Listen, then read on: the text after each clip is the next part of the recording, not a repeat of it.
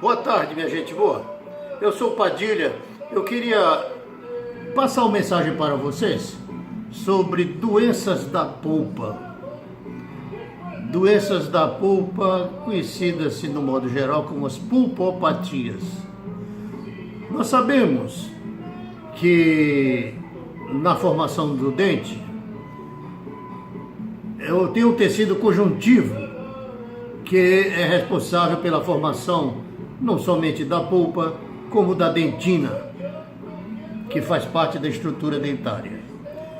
Essa dentina, naturalmente, é recoberta na parte da coroa pelo esmalte e na parte da raiz ou das raízes pelo cemento.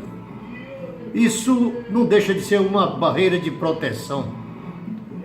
E dentro dessa dentina tem os canalículos muito finos que saem de lá da polpa em direção ao esmalte, ou em direção ao cimento, que tem nesses canalículos que tem aproximadamente uns 3 micrômetros perto da polpa e 1 micrômetro mais afastado, perto do, vamos dizer, do esmalte, da camada do esmalte. Mas esses canalículos são preenchidos pelos odontoblastos. Só que os odontoblastos não preenchem totalmente esses canalículos. Eles chegam até 1/3, mais ou menos, do comprimento desses canalículos que estão fazendo parte da dentina. O resto é preenchido por um fluido extracelular que vem lá de dentro do complexo dentina-polpa, que vem lá da polpa, onde se encontra arteríolas, vênulas e outros tecidos mais, que fazem parte até da histologia. Quando o dentista vai fazer um trabalho, ele, se pegar uma cavidade grande, profunda, já perto da polpa, ele tem que fazer uma proteção desse lugar da polpa dentária. Chama-se capeamento, ou seja, faz um isolamento, ou faz um forramento, como queira dizer, para o material restaurador não penetrar nesses canalículos dentinários e irritar a polpa, atingir a polpa, provocando doenças pulpares, provocando as pulpopatias.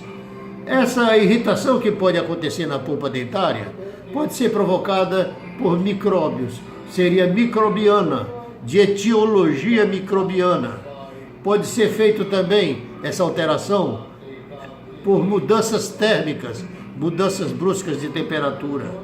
Pode ser feito também essa doença da polpa por traumatismos, uma fratura do dente, quebrou, fica mais exposta à polpa dentária. Ou pode ser feito até por restaurações excessivas, restaurações feitas assim a grosso modo, sem tanto cuidado com o isolamento, com a proteção, com o capeamento indireto do dente. O organismo, ele sofre, ele apresenta, ele tem na sua sintomatologia 3 intensidades mostrando que o órgão está sendo ameaçado. No início das cáries, por exemplo, se for uma coisa muito superficial ainda, ele vai dar a sensibilidade, vai dar subfisiológico, ou seja, o paciente nem sente nada de dor. Se a cárie começar a aumentar, penetrar na dentina em direção à polpa, naturalmente, polpa dentária, aí já tem uma sensibilidade chamado normofisiológico, já é um sintoma normofisiológico. Se estiver mais adiantado ainda, aí vem o suprafisiológico, aí já está meio braba a coisa, já está começando a perturbar o paciente. Nessas restaurações excessivas, você pode acontecer do dente se proteger, o próprio dente, ele se proteger, fazer a defesa dele, fazendo o quê? Uma dentina chamada irregular. uma dentina secundária irregular. Ou seja, a cárie vai penetrando, ou a restauração muito grande, vai irritando a polpa dentária e ela faz uma camada de proteção em direção àquele agente externo que está sendo agente irritante externo. Agora, normalmente, o dente vai formando sempre essa camada secundária, chama-se uma dentina secundária regular, ou seja, aquela câmara pulpar, aquele espaço dos canais radiculares ou condutos radiculares, vai fechando com o tempo, conforme a pessoa vai ficando mais velha, conforme a gente vai envelhecendo, vai fechando aquela polpa dentária, vai crescendo uma dentina secundária chamada regular. Isso é normal. Na doença da polpa tem vários tipos. A história parece ser fácil, mas não é não. Tem uma variedade grande. No caso, nós temos as doenças inflamatórias. As doenças inflamatórias, você começa pela hiperemia. É aquela sensibilidade, uma irritação, a polpa se protege, dá aquela dor provocada, mas é coisa rápida, passa logo, não fica demorando aquela sensibilidade não. Aí nós podemos encontrar a pulpite serosa, isso já é quando a coisa vai aumentando, o cliente não tomar cuidado, o paciente não tomar cuidado e deixar aumentar aquela destruição, a cárie, aí da hiperemia passa para pulpite. Nessa pulpite você pode encontrar pulpite serosa, depois vem a pulpite supurativa e assim por diante. São apenas estágios de evolução da doença da pulpopatia. Vocês podem ter, por exemplo, nós podemos ter a pulpite aguda, é aquela forte, que faz o camarada correr para o dentista para parar de doer, para parar a odontalgia. Ou pode ser a pulpite crônica. A pulpite crônica, você pode ter um tipo de pulpite crônica chamada ulcerativa e pode ter outra chamada hiperplásica. A ulcerativa, olhando assim, com cuidado, dá para ver aquela parte da vermelhidão, umas manchas vermelhas na polpa dentária que está aparecendo, que está exposta. Na pulpite hiperplásica já é ao contrário, já é exagerado, já cresce aquela polpa dentária, dá uma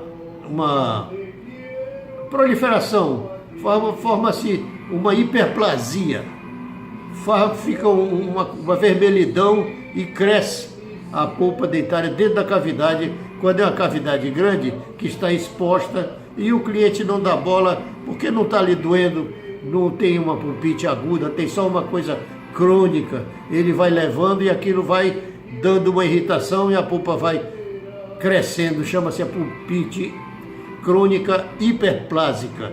Isso aí pode ser feito, no caso da ulcerativa, quando se trata de pessoa jovem, pode ainda fazer uma pulpotomia, ou seja, tira só aquela parte mais superficial da polpa. É uma cirurgia, é uma microcirurgia, tira com todo cuidado aquela parte da polpa, deixando a dos canais radiculares, a polpa radicular. E evita de fazer o tratamento completo da endodôntica, ou seja, uma pulpectomia, evita fazer isso. Faz só um parcial, é a pulpotomia chamada. Se não cuidar, o cliente não cuidar, nem pulpectomia, nem pulpotomia, nem coisa nenhuma, aquilo vai levando, vai aumentando, vai penetrar na polpa a contaminação dos agentes irritantes, e aí vai acabar dando a perissementite. A perissementite é quando já saiu de dentro do dente, dentro dos canais radiculares, da polpa dos canais radiculares, sai pelo forame apical e vai já para fora dos dentes, na ponta, vamos dizer, da raiz. Aquilo dá um espessamento daquela camada que é chamada de pericemento, que fica ao redor da raiz dos dentes. Daí complica a coisa, já são as periapicopatias que vão aparecer, já é outra história. Então, nesse caso de pulpopatia, nós temos as degenerativas também. Temos a degeneração hialina e degeneração gordurosa. Mas isso aí, com o tempo, é que o aluno vai descobrindo o jeito como diagnosticar um caso da polpa dentária que está doente, que está atacada por agentes irritantes externos. Pode acontecer até de aparecer nessas pulpites degenerativas, pode acontecer a esclerose pulpar, ou seja, a polpa em determinados espaços lá dentro, ela endurece, ela calcifica, e fica dentro da câmara pulpar uma calcificação, uns nódulos. Na hora do dentista, do endodontista mexer, ele vai encontrar aquilo na hora que ele for fazer o tratamento endodôntico. Então esse diagnóstico tem várias sintomatologia, uma sintomatologia grande, que o dentista tem que acostumar com aquilo que vai tratar na parte de clínica para dar o diagnóstico do paciente, no caso de uma pulpopatia. Pode acontecer dor espontânea, uma dor pulsátil, atenuada e constante, uma dor noturna, quando vai dormir é que começa a doer o dente.